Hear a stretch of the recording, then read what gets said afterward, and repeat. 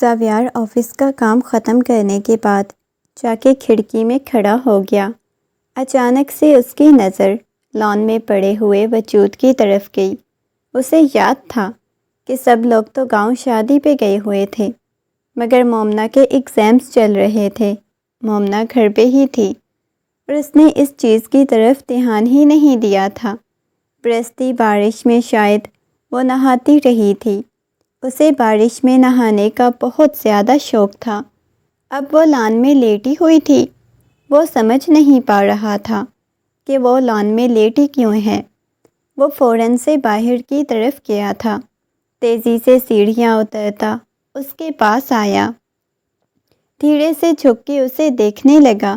وہ سو نہیں رہی تھی بلکہ بے ہوش پڑی ہوئی تھی۔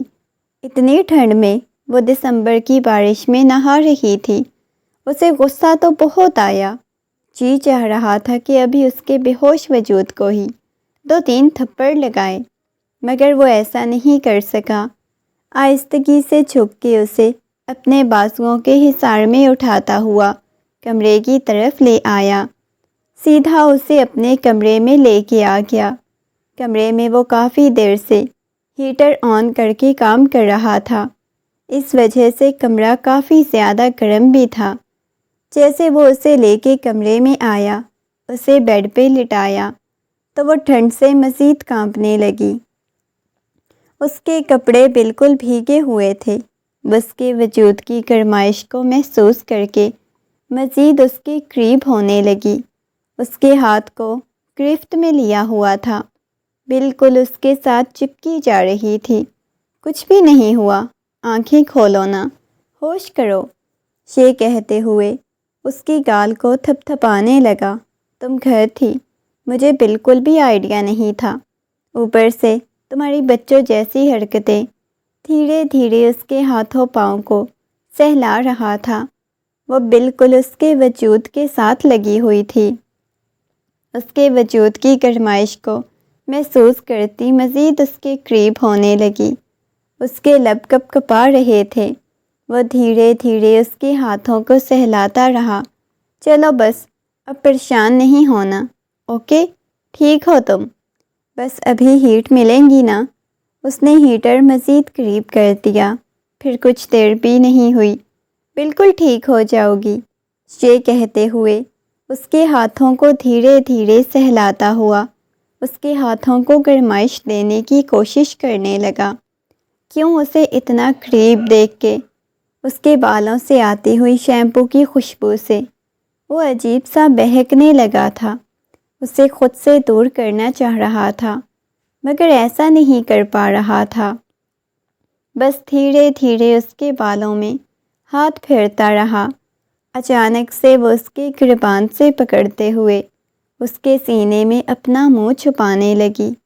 مجھے بہت زیادہ ٹھنڈ لگ رہی ہے، کپ کپاتی آواز، اس کے نیلے پڑتے ہوئے ہونٹ، یہ سب کچھ اسے پریشان کرنے لگا۔ آہستہ آہستہ اسے سہلاتا ہوا کہنے لگا، نہیں کچھ بھی نہیں ہوتا، آنکھیں کھولو نا، ہوش کرو، تم بالکل ٹھیک ہو۔ کمرہ اتنا زیادہ ہیٹ ہونے کے باوجود بھی وہ ہوش میں نہیں آ رہی تھی۔ نہ جانے اسے کیا ہو گیا تھا۔ اس کے بھیگے کپڑوں کو وہ بار بار دیکھ رہا تھا۔ اس کے ہاتھ بار بار اس کے بھیگے ہوئے لباس کی طرف جا رہے تھے۔ وہ ایسا نہیں کرنا چاہ رہا تھا جو حرکت اس کے ہاتھ کر رہے تھے۔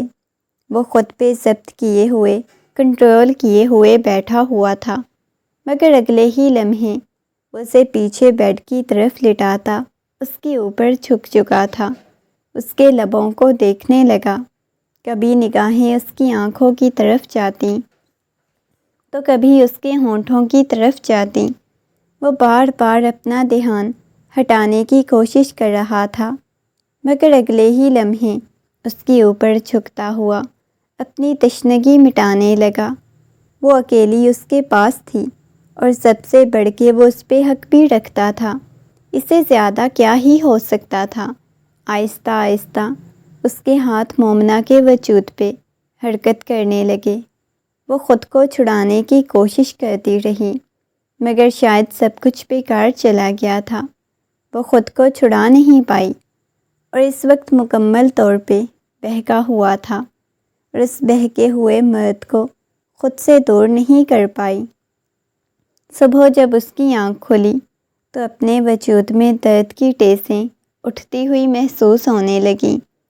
اس نے مڑ کے دیکھا، اس کے مضبوط بازوؤں کی حصار میں اس کے گرد مضبوطی سے اپنا حصار قائم کیے ہوئے سو رہا تھا۔ اس شخص کے چہرے پہ کس قدر معصومیت چھائی ہوئی تھی، مگر جو وہ حرکت کر گیا تھا وہ ناقابل برداشت تھی۔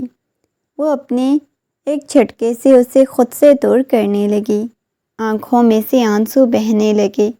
بے یقینی کی کیفیت میں سامنے سوئے ہوئے زاویار کی طرف دیکھنے لگی۔ زاویار، یہ آپ نے میرے ساتھ کیا کیا ہے؟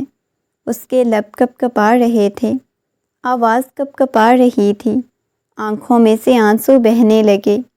وہ بول بھی نہیں پا رہی تھی، اتنی اس کی بری حالت تھی۔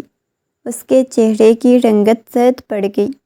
زاویار جیسے ہی ہوش کی دنیا میں واپس آیا تو اسے اندازہ ہوا تھا وہ کتنا بڑا قدم اٹھا چکا ہے۔ اسے یہ نہیں کرنا چاہیے تھا۔ وہ سامنے بیٹھی ہوئی اس معصوم سی لڑکی کو دیکھنے لگا۔ دیکھو، میری بات سنو۔ وہ نرمی سے اسے اپنے پاس کرنے لگا۔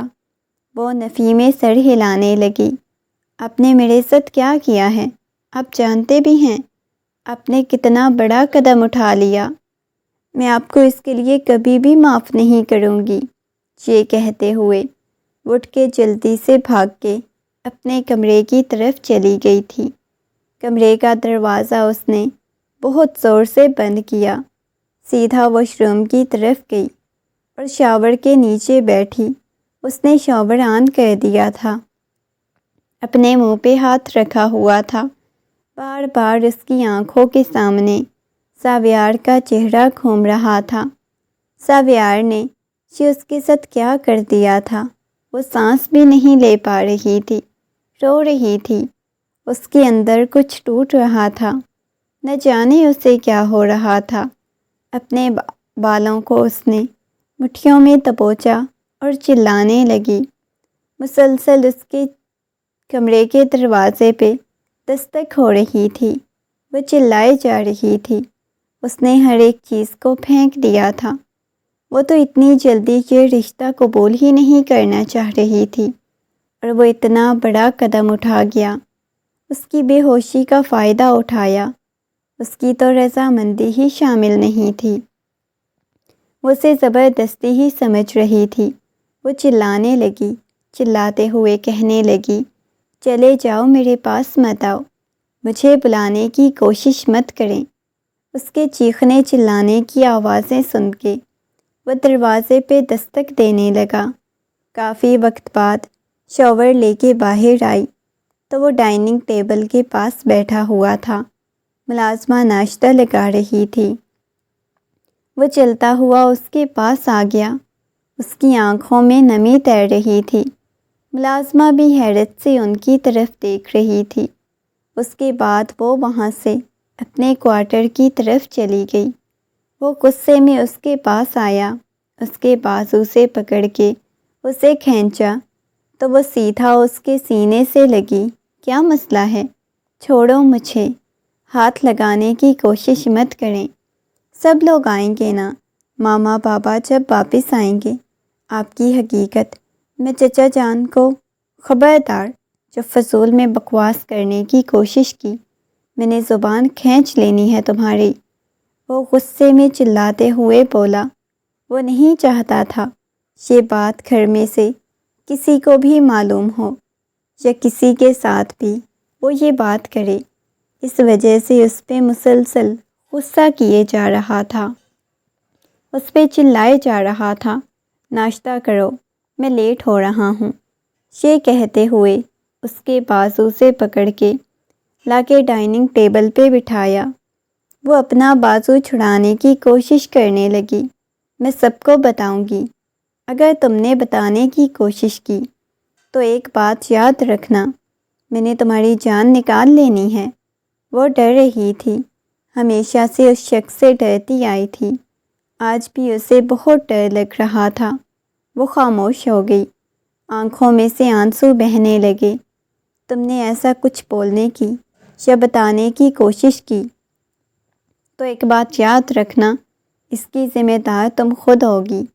وہ سنجیدگی سے بولا۔ وہ بے دردی سے آنسو صاف کرنے لگی۔ رات تک سب لوگ واپس آ چکے تھے مگر وہ بالکل خاموش تھی۔ آمنہ بیگم کہنے لگی، بیٹا تمہیں کیا ہوا ہے؟ تم اتنی زیادہ خاموش کیوں ہو؟ آمنہ بیگم کی بات سن کے وہ نفی میں سر ہلانے لگی۔ نہیں، کچھ بھی نہیں ہوا۔ وہ کھانا کھانے کے بجائے سیدھا اپنے کمرے کی طرف چلی گئی۔ ساویار بیٹا، تم نے اسے کچھ کہا ہے کیا؟ ملیحہ بیگم کہنے لگی۔ ساویار نے کیوں کچھ کہنا ہے؟ آپ کو تو پتہ ہے کتنی ضدی ہے۔ انہوں نے بجائے اپنی بیٹی کی طرفداری کرنے کے، انہوں نے ساویار کی سائیڈ لی اور سنجیدگی سے کہنے لگی، کچھ بھی نہیں کیا ہوگا، بس اس کا پیپر شاید اچھا نہ ہوا ہو، اس وجہ سے بس اس کا موڈ خراب ہو جاتا ہے۔ پتہ نہیں، مجھے تو ان بچوں کی کچھ سمجھ نہیں آتی۔ باقی سب لوگ بیٹھے ڈنر کر رہے تھے۔ بابا، مجھے 3 مہینے کے لیے دبئی جانا ہے۔ ان کی پیشانی پہ بل نمودار ہوئے۔ کیوں بیٹا؟ 3 مہینے کے لیے آپ کو دبئی کیوں جانا ہے؟ بابا بس کچھ ضروری کام ہے نا، اس وجہ سے جانا ہے۔ لیکن بیٹا، میں تو چاہ رہا تھا کہ تم لوگوں کی شادی کر دوں۔ بابا شادی بھی ہو جائے گی نا، رخصتی ہی تو کرنے والی ہے، نکاح تو ویسے ہی ہم لوگوں کا ہو چکا ہے۔ تو میں یہ سوچ رہا ہوں کہ بعد میں آپ لوگ ہماری رخصتی بھی کروا دیجیے گا۔ بس جب 3 مہینے بعد واپس آؤں گا تب رخصتی ہو جائے گی۔ وہ مسکراتے ہوئے بولا، تو کب کی فلائٹ ہے؟ بابا کل صبح کی فلائٹ ہے۔ کیا مطلب؟ کل صبح کی فلائٹ ہے اور تم مجھے ابھی بتا رہے ہو؟ انہوں نے غصے میں اس کی طرف دیکھتے ہوئے کہا، تو بابا کیا 1 مہینہ پہلے ڈھنڈورا پیٹتا؟ اچانک مجھے جانا پڑ رہا ہے۔ ڈنر کرنے کے بعد اپنے کمرے میں چلا گیا، مگر نہ جانے کیوں بار بار اس کی آنکھوں کے سامنے کل رات گھوم رہی تھی۔ کل رات والے اس کے ساتھ گزارے گئے لمحات بساختہ ہی اس کی آنکھوں کے سامنے گھومنے لگے۔ اس کے لبوں پہ مسکراہٹ بکھر گئی۔ وہ مسلسل کروٹیں بدل رہا تھا۔ اسے نیند نہیں آ رہی تھی۔ کبھی ایک سائیڈ پہ کروٹ بدلتا تو کبھی دوسری سائیڈ پہ۔ نیند آنکھوں سے کوسوں دور تھی۔ نہ جانے کتنے وقت بعد اسے نیند آئی تھی، مگر اچانک سے اس کی آنکھ کھل گئی۔ کمرے سے باہر نکلا، آہستگی سے کمرے کا دروازہ بند کیا۔ اس وقت اس کے قدم مومنہ کے کمرے کی طرف تھے۔ کمرے میں وہ نہیں تھی، نہ جانے وہ کہاں گئی تھی۔ کافی وقت بعد وہ کمرے میں آئی اور کمرے کا دروازہ اچھی طرح لاک کر دے۔ جیسے ہی اس نے آگے قدم رکھا تو بلکونی میں کھڑے ہوئے شخص کو دیکھ کے اس کی پیشانی پہ بل نمودار ہوئے۔ آپ اتنی رات کو یہاں کیا کر رہے ہیں؟ وہ سنجیدگی سے بولی تھی اور اس نے چائے والا کپ سامنے ٹیبل پہ رکھ دیا۔ اس کی غربت کو دل مچل رہا تھا۔ ویسے بھی 3 مہینے کے لیے جا رہا ہوں، تو اس وجہ سے سوچا کہ پہلے کیوں نہ آپ کے پاس سے ہوتا جاؤں۔ وہ مسکراتے ہوئے بولا۔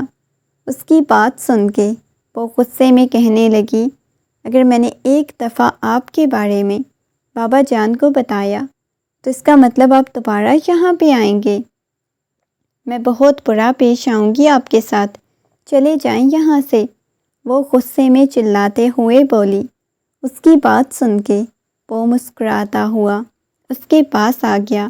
نہیں جاؤں گا، یہ کہتے ہوئے دھیرے سے اس کی گال کو سہلایا۔ وہ غصے سے اس کے ہاتھ کو پیچھے جھٹک گئی۔ میں نے اس وقت پیپر یاد کرنا ہے، پلیز یہاں سے چلے جائیں۔ پیپر یاد کرنا ہے؟ چلو آ جاؤ، تمہیں اپنی گود میں بٹھا کے یاد کرواتا ہوں۔ ویسے بھی ساتھ ساتھ مجھے چائے پینی ہے۔ تمہارے ہاتھ کی بنی ہوئی۔ یہ کہتے ہوئے اس کے ہاتھ کو چومتا آکے اس کی چائے اٹھا چکا تھا۔ دیکھیں، مجھے تنگ کرنے کی کوشش مت کریں، چلے جائیں یہاں سے، وہ غصے میں اس کی طرف دیکھتے ہوئے بولی۔ ویسے کل رات سب سے پہلے میرے پاس کون آیا تھا؟ وہ سنجیدگی سے اس کے چہرے کی طرف دیکھتے ہوئے بولا۔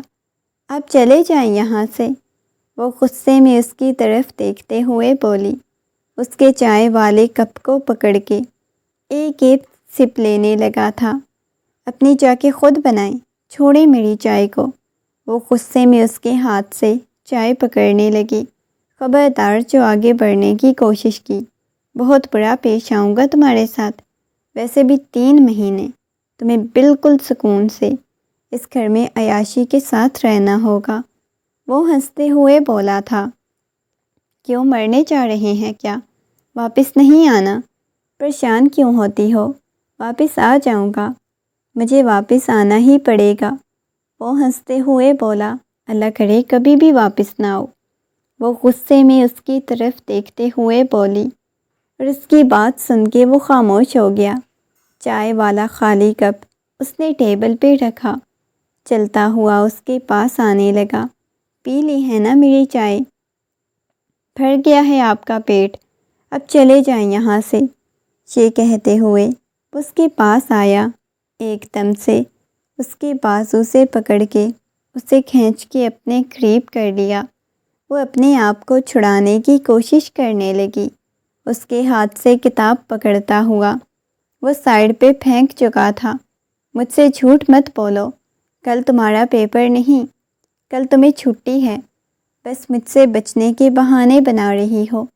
کل چھٹی ہے، پرسوں تو میرا پیپر ہے نا، چھوڑے مجھے۔ اپنے آپ کو چھڑانے کی وہ ہر ناکام کوشش کر رہی تھی۔ اب کی بار اسے خوف بھی محسوس ہو رہا تھا۔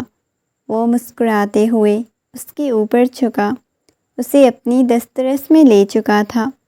وہ مسلسل خود کو چھڑانے کی کوشش کر رہی تھی۔ چھوڑیں نا مجھے، چھوڑیں، اس نے اپنے آپ کو چھڑانے کی ہر ناکام کوشش کی، مگر جب اس شخص نے نہ چھوڑا تو آنکھوں میں سے آنسو بہنے لگے۔ وہ جانتی تھی وہ نہیں چھوڑے گا، وہ ضدی تھا، اپنی مرضی کا مالک تھا، ہر کام اس نے اپنی مرضی سے کرنا ہوتا تھا۔ شاید اس کے جذبات کے ساتھ بھی اپنی مرضی سے کھیل رہا تھا۔ آنکھوں میں سے آنسو بہنے لگے۔ رات بھر وہ اسے اپنے حق وصول کرتا رہا، جبکہ اس حق میں اس کا کوئی حق نہیں تھا، بس زبردستی اپنا حق وصول کر کے گیا۔ اس کے چہرے کو دیکھنے لگا، محبت سے اس کی پیشانی کو چومتا ہوا کہنے لگا، کل عجیب سا تمہارا نشہ ہو گیا ہے، اس وجہ سے تمہارے اتنا قریب آ گیا ہوں، تم سے دور جانے کو جی نہیں چاہ رہا۔ اس کی پیشانی کو دھیرے سے چوما تو وہ فوراً سے اپنی نگاہیں جھکا گئی تھی۔ آنکھوں میں سے آنسو بہنے لگے۔ آپ بہت برے ہو، آپ نے میرے ساتھ بہت غلط کیا ہے۔ اس کی آواز کپ کپا رہی تھی، لب کپ کپا رہے تھے۔ مانتا ہوں بہت غلط کیا، محبت سے ایک دفعہ پھر سے اس کی پیشانی پہ بوسہ دیتا ہوا کہنے لگا، ٹھیک ہے میری جان، اب جا رہا ہوں، 3 مہینے سکون کر لو، 3 مہینے تمہیں نظر بھی نہیں آؤں گا، نہ تمہیں تنگ کروں گا، نہ کچھ اور کروں گا، بس چلا جاؤں گا۔ ویسے تم دعا کر سکتی ہو کہ مر جاؤں، کبھی واپس نہ آؤں۔ یہ کہتے ہوئے وہ مسکرایا تھا، اس کے چہرے پہ ایک زخمی مسکراہٹ تھی۔ تمہیں تو مجھ سے محبت تھی، نہیں کرتی میں آپ سے محبت، چلے جائیں یہاں سے، وہ غصے میں چلاتے ہوئے بولی، اور اس کی بات سن کے وہ خاموش ہو گیا۔ آہستگی سے محبت بھرا بوسہ اس کی پیشانی پہ دیتے ہوئے مسکرایا، اس کے ہاتھ پہ بھی ایک شدت بھرا بوسہ دیا۔ ویسے انتظار کرنا، میں جلدی واپس آؤں گا، ایسے تھوڑی نہ چلا جاؤں گا، یہ کہتے ہوئے ایک دفعہ پھر سے اس کی پیشانی کو چومتا ہوا باہر چلا گیا۔ وہ تکیے کو اپنے سینے سے لگائے بہت شدت سے رونے لگی۔ آنکھوں میں سے آنسو بہنے لگے۔ اگلے دن صبح صبح اس کے اٹھنے سے پہلے ہی وہ چلا گیا تھا۔ وہ بالکل اداس لگ رہی تھی، کوئی بات نہیں کر رہی تھی۔ کیا ہوا ہے؟ تم کیوں اتنی اداس گھوم رہی ہو؟ اپنی ماما کی بات سن کے مومنہ نے نفی میں سر ہلایا اور کہنے لگی، نہیں، میں تو نہیں، میں نے بھلا کیوں اداس گھومنا ہے؟ کچھ بھی نہیں ہوا، بس کچھ طبیعت ٹھیک نہیں۔ اپنے شوہر کے جانے پہ اداس ہیں؟ نہیں جی چچی جان، یہ تو آپ کی خوش فہمی ہے، کبھی میں اپنے شوہر کے کہیں جانے پہ اداس ہوں گی؟ بالکل بھی نہیں۔ اچھا، کچھ دن میں تو ہنستے ہوئے بولی تھی، مگر اس کی ہنسی میں بھی ایک تکلیف واضح ہو رہی تھی۔ وہ کسی کو نہیں بتا رہی تھی۔ دن گزرنے لگے، اس کے پیپرز ختم ہو چکے تھے اور اسے گئے ہوئے 1 مہینہ ہو چکا تھا۔ 1 مہینے میں وہ عجیب طرح کی بے چینی محسوس کر رہی تھی۔ 1 مہینے میں اس کے ساتھ کسی قسم کی کوئی بات نہیں ہوئی، کوئی رابطہ نہیں ہوا۔ وہ رابطہ کرنا بھی نہیں چاہ رہی تھی۔ وہ کیا سوچے گا، میں اسے محبت کرنے لگ گئی ہوں یا اسے پسند کرنے لگ گئی ہوں، جس کی وجہ سے اس کے ساتھ رابطہ کر رہی ہوں۔ اس وجہ سے وہ رابطہ بھی نہیں کرتی، مگر اسے بات کرنے کو جی چاہ رہا تھا۔ اس کا خیال رکھنا، اس کا محبت سے پیش آنا، یہ سب کچھ اسے بہت یاد آ رہا تھا، جس کی وجہ سے وہ بار بار اسے یاد کرتی۔ رات کا نہ جانے کون سا پہر تھا، اچانک اس کی طبیعت خراب محسوس ہوئی۔ وہ کمرے سے باہر نکلی، ارد گرد دیکھنے لگی، سامنے کوئی بھی نہیں تھا۔ وہ کچن کی طرف چلی گئی۔ آہستگی سے اس نے کچن کا دروازہ کھولا، پانی پیا، مگر اچانک اسے وامٹنگ محسوس ہونے لگی۔ باہر آ گئی، سامنے اس کی چچی جان کھڑی ہوئی تھیں۔ اتنی رات کو اسے یوں باہر دیکھ کے ان کی پیشانی پہ بل نمودار ہوئے۔ لڑکی، تم یہاں کیا کر رہی ہو اتنی رات کو؟ اپنی چچی جان کی بات سن کے فوراً سے اپنی پیشانی کو صاف کرتی ہوئی کہنے لگی، نہیں، کچھ بھی نہیں کر رہی، وہ بس ویسے ہی یہاں پہ آ گئی تھی۔ وہ سنجیدگی سے بولی، کوئی مسئلہ ہے کیا؟ کوئی پریشانی ہے؟ انہوں نے نرمی سے پوچھا تو وہ نفی میں سر ہلانے لگی۔ تمہارے چہرے کے اتنے زیادہ رنگ کیوں اڑا ہوا ہے؟ سب کچھ ٹھیک تو ہے نا؟ تمہارا چہرہ اتنا سرد کیوں پڑ چکا ہے؟ وہ تو عورت تھی، اپنی زندگی گزار کے آئی تھی۔ اس کے چہرے کے بدلے ہوئے رنگ وہ صبح سے نوٹ کر رہی تھی، مگر انہوں نے کوئی بات نہیں کی۔ اب اتنی رات کو اسے یوں جاگتا ہوا اور یہاں پہ ٹہلتا ہوا دیکھ کے ان کی پیشانی پہ بل نمودار ہوئے۔ وہ ایک دفعہ پھر سے اپنی پیشانی صاف کرتی ہوئی کہنے لگی، نہیں، کچھ بھی نہیں ہوا۔ یہ کہتے ہوئے وہ آگے کی طرف جانے لگی۔ اچانک اس کا سر چکرایا اور وہ وہیں نیچے زمین پہ بیٹھ گئی۔ اس کی طرف دیکھ کے نرمی سے کہنے لگی، بیٹا کیا ہوا ہے؟ اس کے پاس آ گئی۔ پتہ نہیں، صبح سے تھوڑی طبیعت خراب محسوس ہو رہی تھی۔ وہ تو اپنی حالت کے بارے میں نہیں جانتی تھی۔ کیا ہوا ہے؟ اچھا ٹھیک ہے، ابھی جا کے آرام کرو، میں تمہارے بابا کو، ماما کو یا تایا جان کو کسی کو بھی بولوں گی، یا پھر خود تمہیں صبح ہاسپٹل لے کے جاؤں گی۔ وہ اس بات میں سر ہلاتے ہوئے اپنے کمرے کی طرف آ گئی، مگر ابھی بھی اسے اپنی طبیعت بہت زیادہ خراب محسوس ہو رہی تھی اور وہ سمجھنے لگی تھی کہ اس کے ساتھ کیا ہو رہا ہے۔ اسے ڈر بھی لگ رہا تھا۔ اس نے فوراً سے اپنا موبائل اٹھایا اور زاویار کا نمبر ڈائل کرنے لگی۔ کافی وقت بعد بھی زاویار نے اس کی کال پک نہیں کی۔ اس نے غصے میں موبائل سائیڈ پہ کر دیا۔ کافی وقت بعد بے چین ہونے لگ گئی۔ اس کے ہاتھ میں پریگننسی اسٹک تھی، جسے وہ بار بار دیکھ رہی تھی۔ آنکھوں میں سے آنسو بہہ رہے تھے۔ گھر والے کیا سوچیں گے؟ زاویار تو میری کال بھی پک نہیں کر رہے۔ زاویار کیسے سب کو بتائیں گے؟ مجھے کچھ سمجھ نہیں آ رہی، میں کیا کروں؟ اگر گھر والوں کو پتہ چل گیا، وہ ہمارے بارے میں کیا سوچیں گے؟ میں نے ایسا کچھ کیا بھی نہیں تھا۔ وہ روتے سسکتے کافی دیر تک وہیں بیٹھی رہی۔ صبح تک اس کی طبیعت کافی زیادہ خراب ہو گئی تھی۔ وہ کمرے میں لیٹی ہوئی تھی۔ صبح تک اسے اپنی کوئی ہوش نہیں تھی۔ بہت تیز بخار ہو چکا تھا۔ اس کی مما کمرے میں داخل ہوئیں اور کہنے لگیں، بیٹا کیا ہوا ہے؟ اتنی زیادہ پریشان کیوں ہو؟ اتنا تیز بخار ہو گیا ہے؟ اس کی پیشانی کو چومتے ہوئے بولی۔ تو اس نے اپنی مما کے ہاتھوں کو پکڑ لیا۔ اسے بہت زیادہ ڈر لگ رہا تھا۔ میں ڈاکٹر کو کال کر رہی ہوں۔ وہ نفی میں سر ہلانے لگی۔ نہیں پلیز رہنے دیں، آپ ڈاکٹر کو کال نہیں کریں، میں ٹھیک ہو جاؤں گی۔ ڈاکٹر کو کال کی۔ کافی وقت بعد ڈاکٹر آئی۔ اس کا چیک اپ کرنے کے بعد جو بات ڈاکٹر نے بتائی وہ سن کے تو وہ ہونکوں کی طرح اس کی طرف دیکھنے لگی۔ غصے میں اس کے پاس آئیں اور تماچا اس کے منہ پہ رسید کیا۔ وہ اپنے منہ پہ ہاتھ رکھ کے اپنی ماں کی طرف دیکھنے لگی۔ مما، وہ آگے کچھ بول نہیں پائی۔ غصے میں کہنے لگی، یہ کس کا بچہ ہے؟ وہ گھبراتے ہوئے اٹھ کے بیٹھ گئی تھی۔ تائی جان غصے میں خونخوار نگاہوں سے اس کی طرف دیکھنے لگی۔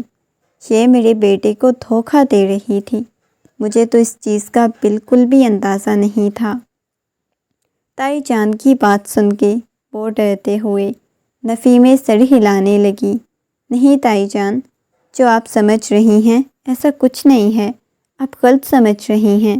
وہ کپ کپاتی ہوئی آواز میں بولی، دیکھیں یہ بچہ، اس سے آگے وہ کچھ بول نہیں پا رہی تھی۔ کیا؟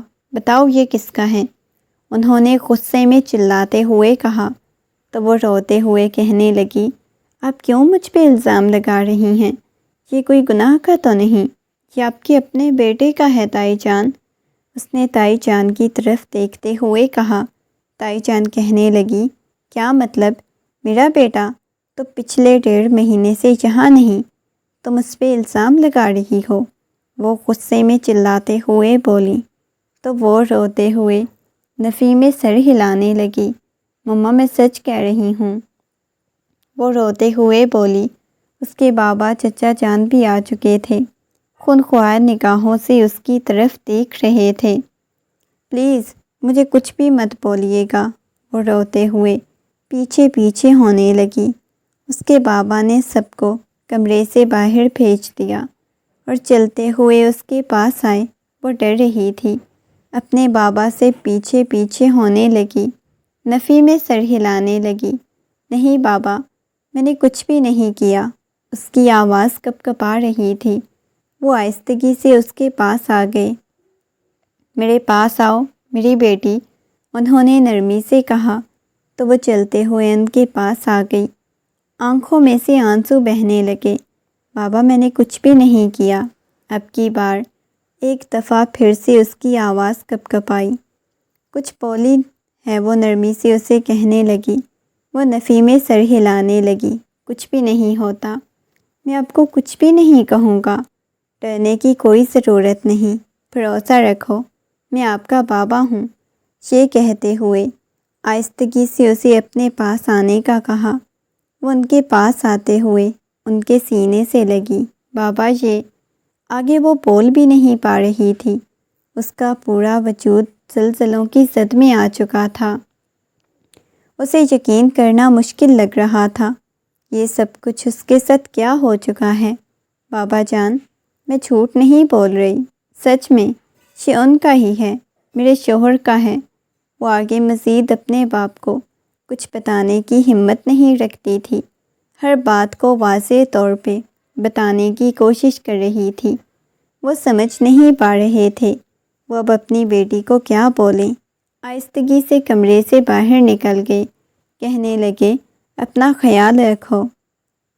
یہ کہتے ہوئے انہوں نے دیکھا تو چچی جان کہنے لگی، دیکھیں میرا بیٹا ایسا کچھ بھی نہیں کر سکتا، میں اپنے بیٹے کے بارے میں اچھی طرح جانتی ہوں۔ آپ نے اپنے بیٹے سے پوچھا، میں اس سے بات کر لوں گا۔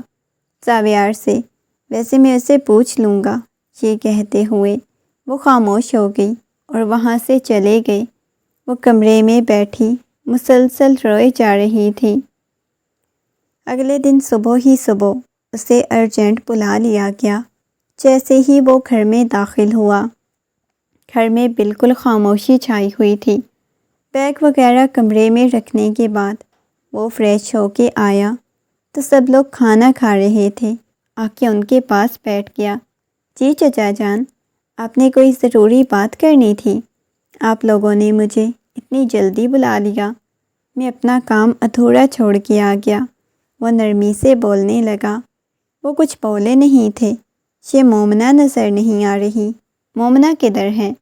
اس نے نرمی سے مومنہ کے بارے میں پوچھا تو وہ کہنے لگے، جا کے مومنہ سے کمرے میں ملاؤ، بعد میں کھانا کھا لینا۔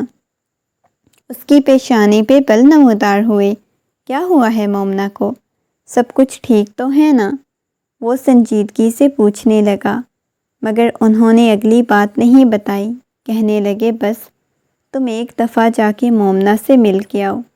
وہ اس بات میں سر ہلاتا ہوا کھانا ادھورا چھوڑتا کمرے کی طرف چلا گیا، کیونکہ اسے اس وقت ٹینشن لاحق ہو گئی تھی۔ ایسا بھی کیا ہوا جو اچانک سے انہوں نے مومنہ سے ملنے کا کہا؟ وہ کمرے میں داخل ہوا، سامنے سر تک کمبل اوڑھے لیٹی ہوئی تھی۔ وہ چلتا ہوا اس کے پاس آ گیا۔ ویسے تو میڈم میں نے 3 مہینے پہلے کا بولا تھا، لیکن 1.5 مہینے میں آپ کے بابا جان نے ہمیں بلا لیا۔ مجھے لگتا ہے بڑا مجھے یاد کر رہی تھی۔ تم یہ کہتے ہوئے وہ ہنستے ہوئے اس کے پاس آیا۔ اس نے اس کے اوپر سے کمبل ہٹایا تو وہ سامنے کھڑے ہوئے اس شخص کو دیکھا۔ اس کی پیشانی پہ بل نمودار ہوئے۔ فوراً سے وہ پیچھے ہونے لگی۔ کیا ہوا ہے تمہیں؟ وہ سنجیدگی سے بولا، مگر وہ کچھ بولی نہیں۔ اس کی آنکھوں میں سے آنسو بہنے لگے۔ کیا ہوا ہے؟ سب کچھ ٹھیک تو ہے نا؟ وہ بس نفرت بھری نگاہوں سے اس کی طرف دیکھے جا رہی تھی۔ اس کے چہرے کو ہاتھوں کے پیالے میں بھرتا ہوا کہنے لگا، یہ تم نے اپنی کیا حالت بنائی ہوئی ہے؟ اس کے ہاتھ کو پیچھے کی طرف جھٹک دیا۔ رونے لگی تھی۔ آپ کو پتہ ہے مجھے اس وجہ سے کتنی تکلیف سے گزرنا پڑا، کتنی اذیت سے گزرنا پڑا۔ وہ روتے ہوئے بولی تھی۔ کیا ہوا ہے؟ بتاؤ مجھے۔ وہ محبت بھرے انداز میں اسے پوچھنے لگا۔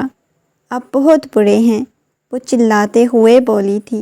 آپ نے کیوں میرے ساتھ وہ سب کچھ کیا؟ بابا جان، چاچو جان، سب کے سامنے مجھے کتنا شرمندہ ہونا پڑا۔ مجھے سب نے کتنی عجیب نگاہوں سے دیکھا۔ آپ کی مما، وہ کہہ رہی تھی کہ آپ کا ہے ہی نہیں۔ پتہ نہیں میں نے کس کے ساتھ۔ اس سے آگے وہ کچھ بولی نہیں تھی۔ نگاہیں جھکاتے ہوئے بہت بری طرح سے رونے لگی، اور وہ ہونکوں کی طرح اس کی طرف دیکھے جا رہا تھا۔ کیا فضول بولے جا رہی ہو تم؟ اس کی پیشانی پہ بل نمودار ہوئے تھے۔ سچ کہہ رہی ہوں میں۔ اس کی آواز کپ کپا رہی تھی، آنکھوں میں سے آنسو بہہ رہے تھے۔ بچہ؟ کون سا بچہ؟ کیسا بچہ؟ وہ سنجیدگی سے اس کی طرف دیکھتے ہوئے بولا تو وہ کہنے لگی، جو کچھ آپ نے کیا تھا میرے ساتھ۔ اس کی آنکھوں میں سے آنسو بہہ رہے تھے اور وہ پریشان ہو گیا۔ اچھا دیکھو، رونا بند کرو، میں ماما بابا سب کو بتا دیتا ہوں حقیقت کیا تھی۔ کوئی بتانے کی ضرورت نہیں، مجھے آپ کے ساتھ رہنا ہی نہیں ہے۔ میں نے بابا کو بول دیا ہے کہ مجھے ان کے ساتھ نہیں رہنا، نہ مجھے آپ کے ساتھ شادی کرنی ہے، نہ رخصتی کرنی ہے۔ وہ روتے ہوئے بولی، پاگل ہو کیا تم؟ اس کی طرف دیکھتے ہوئے سنجیدگی سے بولا، ہاں میں پاگل ہوں، نہیں مجھے آپ کے ساتھ رہنا، چلے جائیں یہاں سے۔ غصے میں اس کی طرف دیکھتے ہوئے بولی۔ وہ اسے اپنے قریب کرنے لگا، مگر وہ اسے پیچھے کی طرف دھکا دے گئی۔ نہیں، میرے پاس آنے کی یا مجھے ہاتھ لگانے کی کوشش مت کریں۔ میں اتنی فالتو نہیں ہوں جو آپ کی باتوں میں آ جاؤں گی۔ یا آپ کے ساتھ اچھے سے پیش آؤں گی۔ نہیں، مجھے آپ کے ساتھ کوئی بھی بات نہیں کرنی، چلے جائیں یہاں سے، وہ چلاتے ہوئے بولی۔ جیسے ہی کمرے سے باہر آیا تو وہ آ کے کھانا کھانے لگ گیا، کسی سے کوئی بات نہیں کی۔ بیٹا اب تم بتاؤ نا، یہ سب کچھ تم نے نہیں کیا، کیا پتہ ان کی بیٹی نے کسی کے ساتھ منہ کالا کیا ہو، انہیں بتاؤ کہ یہ بچہ تمہارا نہیں۔ یہ سن کے وہ کہنے لگا، میرا بچہ ہے، کس نے بولا ہے وہ میرا نہیں؟ وہ سنجیدگی سے بولا، نگاہیں جھکائے بیٹھا ہوا تھا۔ اور یہ سن کے تقریباً سب کے ہاتھ رکے۔ مومنہ کے بابا کے دل میں پہلے یقین تھا کہ ان کی بیٹی کبھی کوئی غلط قدم اٹھا ہی نہیں سکتی، نہ ہی اس کے ساتھ کچھ ایسا ہوا ہے جس کی وجہ سے وہ پریشان ہوتے تھے۔ اب وہ پرسکون ہو چکے تھے۔ لیکن بیٹا وہ تمہارے ساتھ نہیں رہنا چاہتی، وہ سنجیدگی سے بولے۔ کیا مطلب وہ میرے ساتھ نہیں رہنا چاہتی؟ میری بیوی ہے، میرے ساتھ نہیں رہے گی تو اور کس کے ساتھ رہے گی؟ بس شادی کی تیاریاں آپ لوگ کرو، لیکن وہ نہیں چاہتی کہ تمہارے ساتھ شادی ہو۔ وہ سنجیدگی سے بولی، کیا تایا جان، آپ ایسی بچوں والی باتیں نہیں کر سکتے، آپ کو اندازہ ہے نا کہ میں محبت کرتا ہوں اس سے۔ وہ سنجیدگی سے بولا تو وہ بھی خاموش ہو گئی، کچھ بولے نہیں۔ مزید گھر میں شادی کی تیاریاں ہونے لگ گئیں اور وہ شادی سے بالکل خوش نہیں تھی، کیونکہ اس کی طبیعت ہر گزرتے دن کے ساتھ بہت عجیب ہوتی جا رہی تھی، بہت زیادہ خراب ہوتی جا رہی تھی۔ کسی سے کوئی بات نہیں کرتی تھی، نہ کسی کو اپنے پاس آنے دیتی تھی۔ ساویار سے تو وہ کوسوں دور رہتی تھی۔ آج وہ دلہن بنی اس کے کمرے میں بیٹھی ہوئی تھی۔ نفرت محسوس ہو رہی تھی۔ اس شخص نے کتنا کچھ اس کے ساتھ کیا تھا، پھر بھی اس کی زندگی میں شامل ہو چکی تھی۔ اسے اپنی بے بسی پہ جی بھر کے رونا آ رہا تھا۔ وہ اپنے ہاتھوں کی ہتھیلیوں پہ اس شخص کا نام دیکھ رہی تھی۔ بس اسے اتنا یاد تھا، جب اسے چھوڑ کے گیا تو اسے اندازہ ہوا تھا کہ وہ اسے محبت کرتی ہے، کتنا ٹوٹ کے چاہتی ہے۔ بچپن سے لے کے اب تک وہ اسے محبت ہی تو جتاتا آیا۔ ایک دفعہ بے خودی کے عالم میں اسے اتنی بڑی غلطی ہو گئی۔